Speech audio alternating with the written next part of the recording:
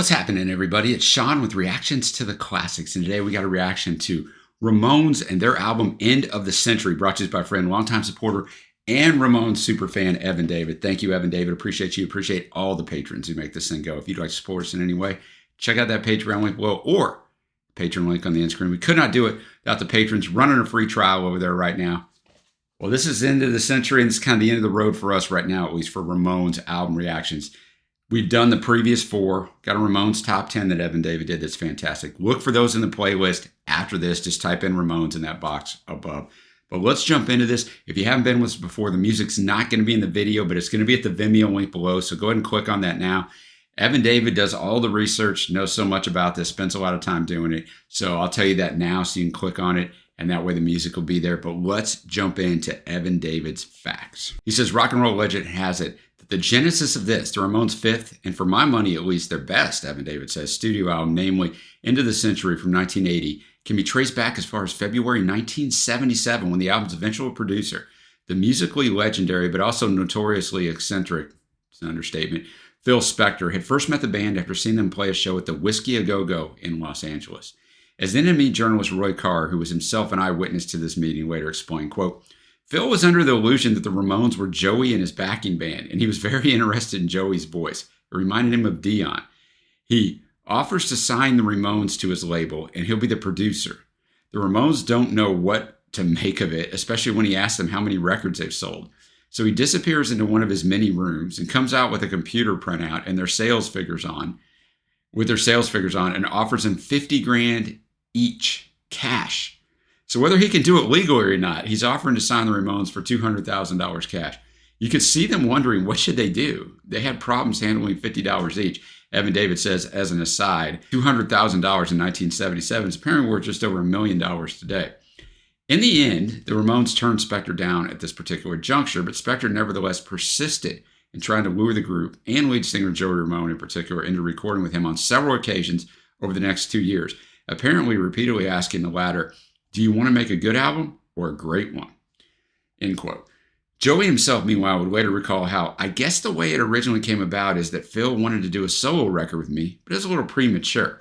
This was only our fifth record. It excited me because he loved my voice. He would say to me, I'm going to make you the new Buddy Holly. As for the rest of the Ramones, they thought he was trying to steal me away, because he was. Ultimately, however, it would be at the behest of the Ramones' management at Sire Records that their faithful team-up with Spector would finally take place following the commercial failure of both their third and fourth studio albums, Rocket to Russia and Road to Ruin, respectively, and those are up for reactions, as I mentioned. As Ramones biographer Everett True shrewdly puts it, quote, the pairing of the Ramones and Spector seemed to make sense on paper.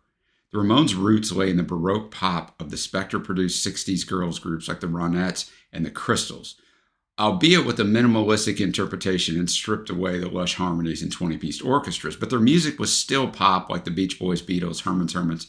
Indeed, it was such classic pop that the record company couldn't understand why the Ramones weren't one of the biggest bands in the world. The fault must lie, they reasoned, with the production and the image. So Tommy Ramone, the man more responsible than any other for the Ramones' vision, was out. It was time to pull in the name producers.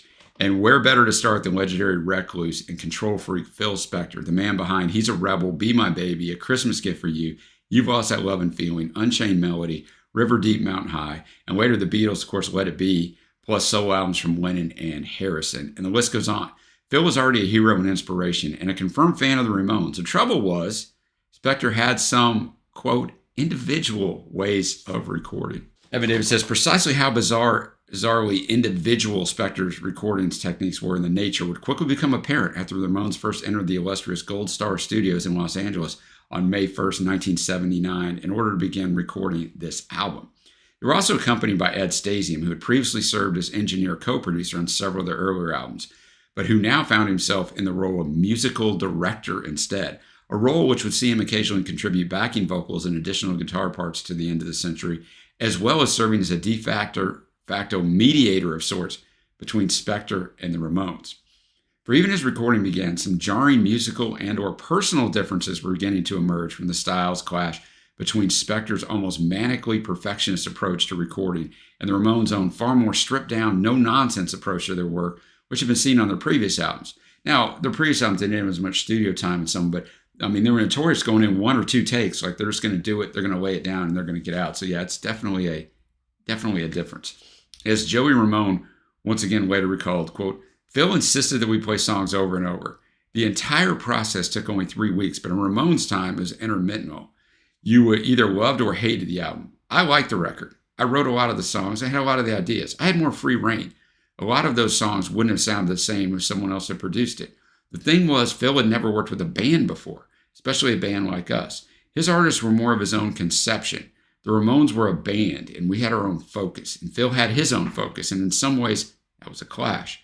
The thing is, Phil likes to dominate and manipulate, so it was a little strange. But on the other hand, I felt like I was performing for the master, I learned stuff from Phil, and I still admire him. Now, this was back before Phil got into all his issues, right? Of course, I can say this now looking back on the situation, but during his episodes, nobody was enjoying any of it. All work ceased, and we were all pissed off with his drinking, his antics, high drama, and the intensity. Indeed, many tales would later emerge regarding Spector's so-called antics while recording the album, the most vivid of which usually involved firearms, such as those that came from the recollections of bassist Dee Ramone, who had apparently already clashed with Spector as far back as their initial meeting in 1977, and who wrote years later how, after he'd gone looking for Joey and Spector, who'd been in a private meeting for the previous 3 hours, he said, quote, the next thing I knew, Phil appeared at the top of the staircase, shouting and waving a pistol.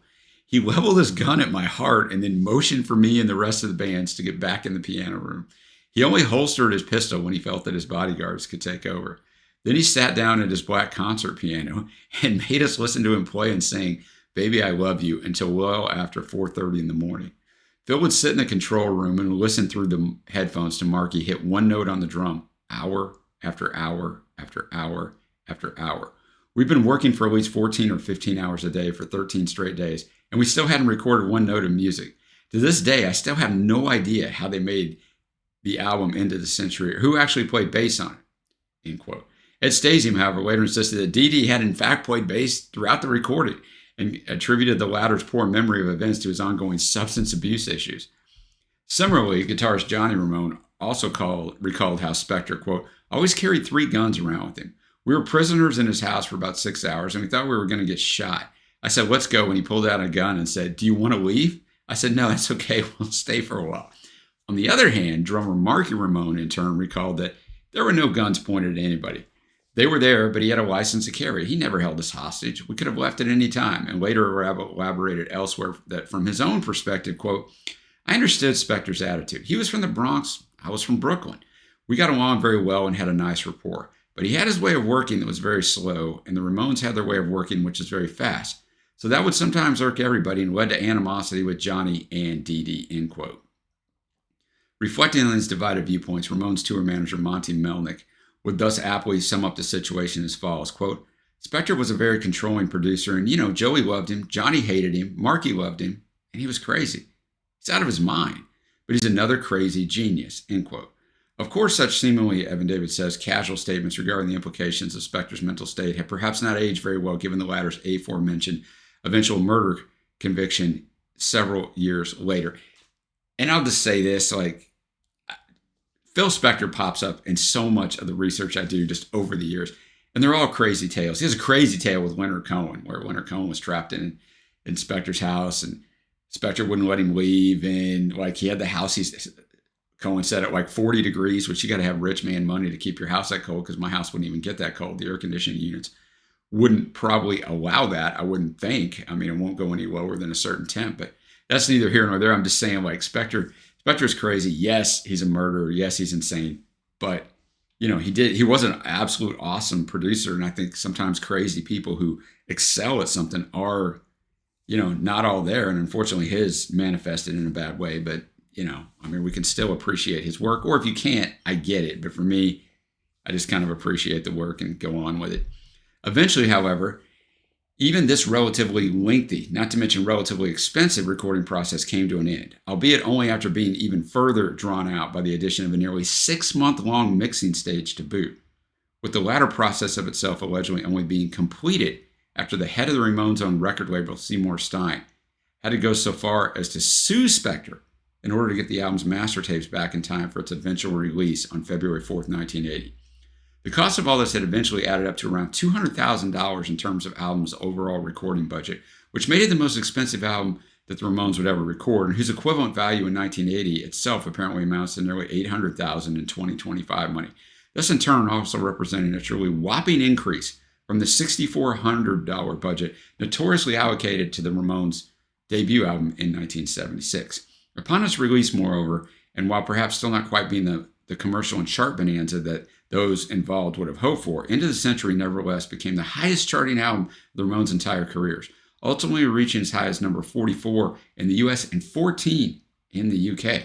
While one of the singles taken from the album, namely the Ramones' cover of Spector's already alluded to hit with the Ronettes, Baby I Love You, even gave the band their one and only top 10 single on either side of the pond when it reached number 8 in the UK singles chart. And Evan David says more on that later.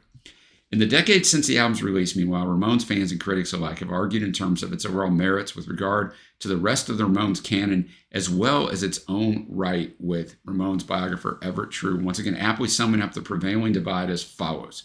For some fans, and Joey almost certainly, the Ramones' fifth album, the Phil Spector produced Into the Century, was the zenith of their career.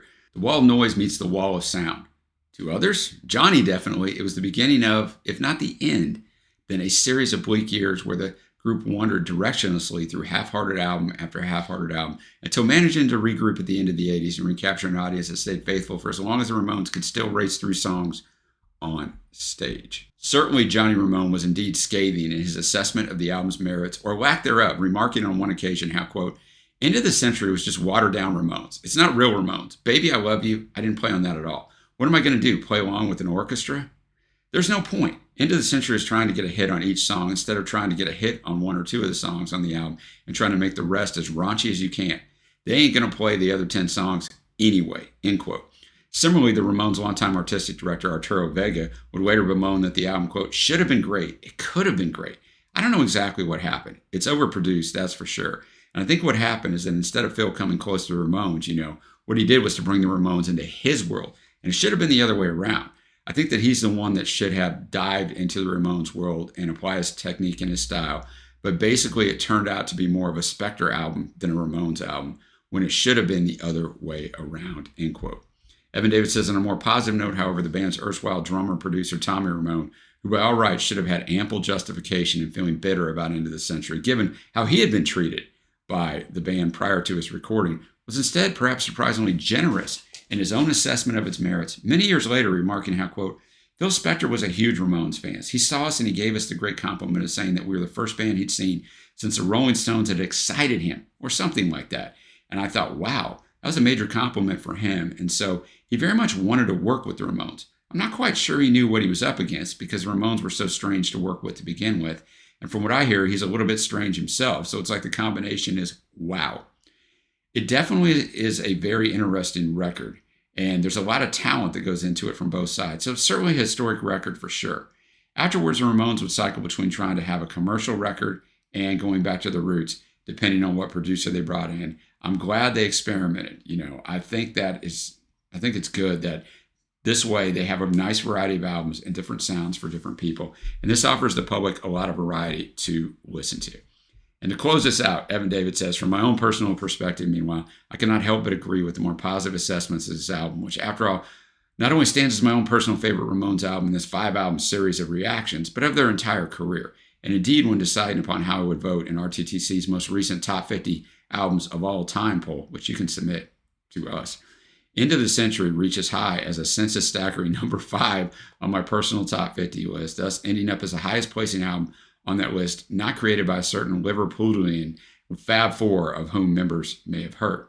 Moreover, and while there would still be many other strong Ramones albums in the intervening 16-year span between the release of End of the Century and the band's ultimate final breakup in 1996, two of my own personal favorites being 1983's Subterranean Jungle and 1993's psychedelic covers album Acid Eaters, for example, by common consent among the fans and critics alike, the 5 Ramones albums represent this series, the first 5.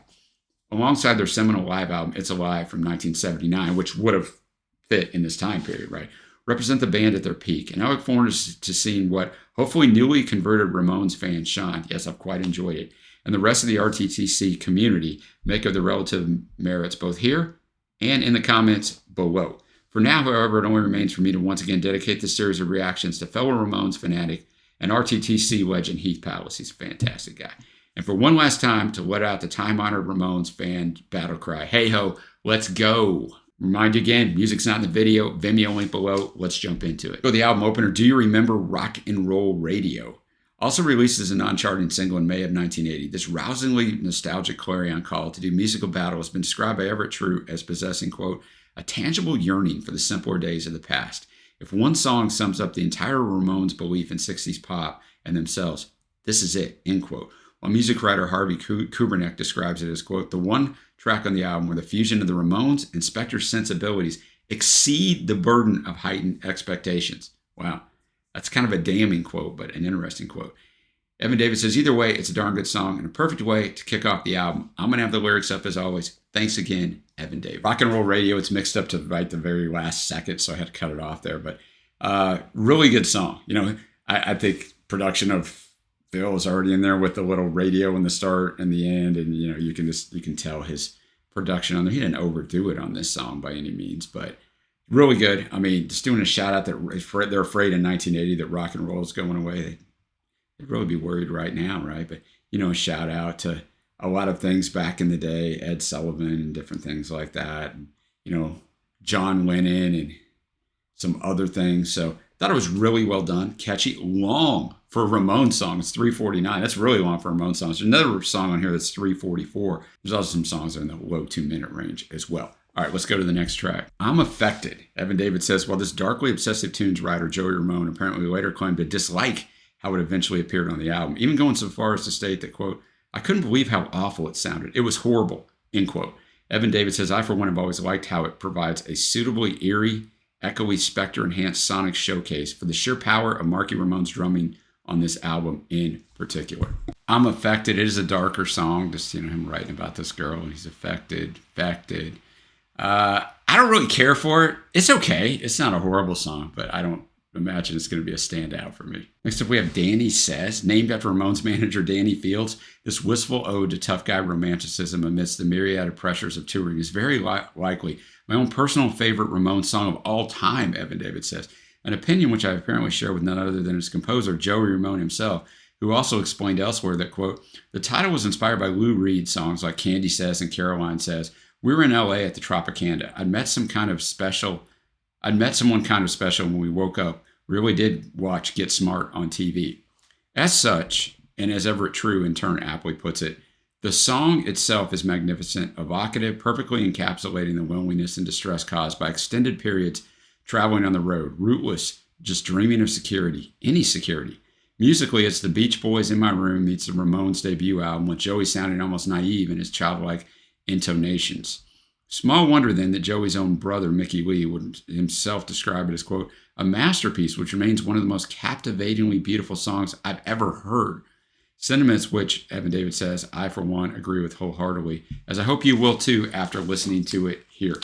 We do get to hanging out in 100B watching Get Smart on TV, thinking about you and me that he had referenced in the quote that I shared before the song. It's a good song, man. I like it. I really like the soundscape. It's different. It's definitely different than the last song.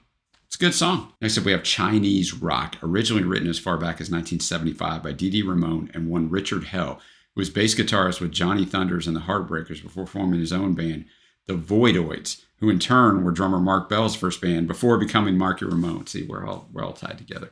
This seemingly autobiographical description of the day-to-day life of a heroin addict had originally been intended for use by the Ramones themselves, was eventually rejected by Johnny Ramone, who at that early stage in the band's career claimed that he didn't want to record songs about hard drugs. The tune was then swiftly adopted by Hell's own band, Johnny Thunder and the Heartbreakers instead, quickly becoming one of the latter group's most popular songs following its release in 1977. While the Ramones, in turn, would eventually record their own version for this album, possibly due to the band's having run out of other material. According to D.D. himself, quote, the reason I wrote that song was out of spite for Richard Hell, because he told me he's going to write a song better than Lou Reed's Heroin. So I went home and wrote Chinese Rocks, and while it may not be quite as sensuously powerful as that particular Velvet Underground classic, the Ramones version of it nevertheless has a certain compelling power all its own. So I heard the original of this because the other night on our live streams, 5:30 p.m. Central Time on Wednesday, we did a song battle of the two cover songs on this album, but from the original artist. So I know that version. All right, Chinese Rock. I thought it was very catchy. I thought the drumming in particular was outstanding, but catchy song, well done. and very well produced. Like, I also agree with the quote at the beginning. I'm not sure these songs would sound nearly as good without Spector, at least on a song like this. Really well done. We're up to song number 5, The Return of Jackie and Judy. Another throwback to the Ramones' early career, in this case being a belated sequel to the song Judy is a Punk from that debut album. This often underrated song has tended to be seen as another sign that the band were potentially running out of new ideas at this time, with Marky Ramone even going so far as to dub it, quote, kind of corny.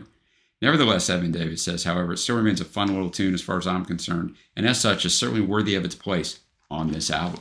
A much longer song lyrically than a lot of other Ramones songs, but we just get the Jackie, Judy in the verses, what they're doing, right? Each line, Jackie's doing this, Judy's doing this, and it just kind of takes us through. We repeat verse 3 in here for some reason towards the end. I mean, there's 5 verses, a few different choruses. It's fine. It's fine. Next up, I said it at the start, let's go. An explosive return to their war movie-inspired territory, often mined elsewhere by the Ramones. As Harvey Kubernick puts it, quote, beyond the Soldier of Fortune bravado in its lyrics, it's easily the punchiest tune in the bunch and the one cut that sounds like it could have been an outtake from one of their previous records, end quote. Evan Davis says a situation which, as I hope you will agree, is no bad thing in its own right. It certainly isn't, if that's what it sounds like. Let's go. A fine Ramones song. The drumming and guitar works good. The effects at the end, because he's talking about war and a lot of it. Maybe not. I don't know. It's a Spector thing. Hit the halfway point of this album. We got Baby I Love You, released as a single in January 1980, and as alluded to before, eventually reaching number 8 on the UK singles charts. This truly evocative tune is simultaneously both the most commercially successful single of the Ramones' entire career, while also being easily the most divisive amongst Ramones fans, with many punk purists perhaps echoing a thoroughly disgruntled Johnny Ramone's insistence that, quote, it's a mistake and the worst thing we've ever done in our career, end quote. On the other hand, Evan David says, I, for one, am more inclined to agree with the more positive verdict was ultimately given by Dee Dee Ramone, who sagely put it, quote, I never thought there would be a string section on a Ramones record, but I like it, end quote. As such, and while Everett True may indeed be slightly over-egging the pudding when he describes this Ronettes cover as being pop perfection, one of the greatest singles ever, that's ever, not just the Ramones. That's quite the statement. It would have to be on a next level. I nevertheless, Evan David says, look forward to seeing what you guys make of it in turn by reacting to this clip of it being performed live on, of course, the BBC's Top of the Pops in January of 1980. All right, Baby I Love You, very well produced. The strings on there is a little strange. Not bad in a bad way, but for the Ramones, I get why people wouldn't be into it, knowing the other Ramones stuff that came before it. But it's well done. The performance itself is either mimed, lip-synced, whatever word you want to use, or the audio is just off. But it's fun to see the boys. Next up, we have I Can't Make It on Time. Evan David says, one of my personal favorite tracks on this album, this bouncy, energetic ode 1 minute to chronic lateness, has fittingly been described by Harvey Kubernick as, quote, a gem of a pop tune and one of the band's lost classics. High praise. Not just a fun classic Ramones song. Joey sounds great. It's just all well done. Guitars, the harmonies coming back in on the wait, like, it just all works, man. Next up, we have This Ain't Havana. Another sequel to a song on the Ramones' debut album, in this case, Havana Affair. This equally gonzoid tale of Cold War Cuban lunacy retains much of the infectiously deranged satirical bite of its predecessor, and as such more than merits Harvey Kubernick's description of it as, quote, the album's best example of the band's celebrated sense of humor, nonsensical lyrics with a crushing rock and roll backbeat. It doesn't get much better than this. Definitely a throwback to early Ramones stuff. Sounds good. Nonsensical lyrics for sure, but it doesn't really matter. It's just their style and the way it's sung, it works. They could sing anything, literally. We got 3 tracks left. We got Rock and Roll High School, originally recorded as part of the soundtrack to the 1979 Roger Corman directed teen high school comedy movie of the same name, in which the rebellious effects of the Ramones' music was the main driver of the plot, and the band themselves had an extended cameo. This re-recorded version was one of the main drivers behind Johnny Ramone's frustration with Spector's perfectionist recording techniques, with the guitarist allegedly having to play the song's opening chord for up to a mind-numbing 8 hours straight before the latter was satisfied, an ordeal which in turn apparently almost caused Johnny to quit the recording altogether and return to New York. Nevertheless, and while some may debate its merits versus the Ed Stasian-produced soundtrack version, what remains beyond dispute is that this remains one of the band's very best songs in either version, as I hope you will agree. A very fun song, very, very Ramones early on paced, right? We get after it in this song, but enjoyed it. All of it worked. Not a lot else to say. It's my 5th album that I've done. And, their songs, and most of their songs are similar. Not all, but I kind of run out of descriptors for them. Next up, we have All the Way, another ode to the dubious joy of touring and name-checking the Ramones' long-suffering tour manager, Monty Melnick. As Everett True puts it, this time it's the power of live experience that comes blasting through the distorted guitars and supercharged drum sound. What remains, Evan David says, one of my own personal favorite songs on the album. All right, just another Ramones-type tune, right? Drives us through, which is good because there's 12 tunes. I mean, there's always a lot of tunes on Ramones albums, but they're never very long. But you've got to keep that driving energy through, and they do it. Let's go to the final track. All right, we go to the final tune, High Risk Insurance. Ending the album in a suitably aggressive, energetic manner. This high-powered tune is perhaps one of the weaker ones on the album, but hopefully that says more about the overall strength of the album as a whole than anything else, as I hope you will agree. All right, High Risk Insurance, it's fine. It's one of the weakest songs on here. It's fine, though. It probably could have been left off, but it's not bad. Now, before we get to my top tracks, Evan David's top 3 tracks for this album in reverse order are Do You Remember Rock and Roll Radio, Baby I Love You, and Danny Says, with honorable mentions for All the Way, Rock and Roll High School, Havana Fair, and I Can't Make It on Time. All right, for me, honorable mention, Chinese Rock, faves, Do You Remember Rock and Roll Radio, Danny Says, Baby I Love You, and I Can't Make It on Time, and Rock and Roll High School. Before I give the overall grade of this album, I'll let Evan David wrap his things up by giving his ranking for the first 5 Ramones albums in reverse order. 5th, Rocket to Russia. He says, albeit not by much, and it's still a great album, but heck, something had to be 5th. That's exactly right when you rank things. People don't get that. I can't believe this is this low. Well, I mean, something's got to be there. 4 is Leave Home. 3, Ramones, a.k.a. self-titled album. 2, Road to Ruin. And finally, and presumably predictably enough, given what I've already said during this review, End of the Century. I'll give my thoughts on the album. I liked it. I didn't notice Spector all over it. You know he's there in some things, but other things, I don't notice it. So, I mean, that didn't really bother me any at all. I don't see any sellout part of any of that. But if you're a great Ramones fan, and you do, I get that, man. I respect it. For me, I'm going to be at a 7.75 on this album. It just didn't quite hit for me like the others, but it's still really good. And you got to remember, guys, this is first listen, right? So things change. First listen, sometimes I go back and edit things like videos that I do, and I'll listen to the music through sometimes. Sometimes I just go through my talking parts, but it's a little extensive editing process for these things.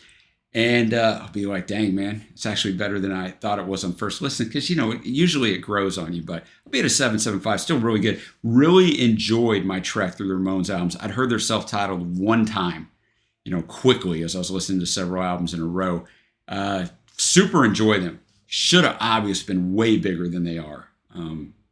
Just one of those things in rock that happened through the years back in the day when everybody was trying to make it and so many talented acts and only so many could be pushed and so much politics in the record business and all that good stuff. But so happy that Evan David brought me this. Go check out the other ones. Like I said, type Ramones up above. Let me know what you think of this album. Where do you think it ranks in the first 5? Let's limit it to the first 5 because that's all we've done here. And your favorite songs. And if you haven't already, give it a thumbs up and hit that big red subscribe button. Until next time, guys, I will see you.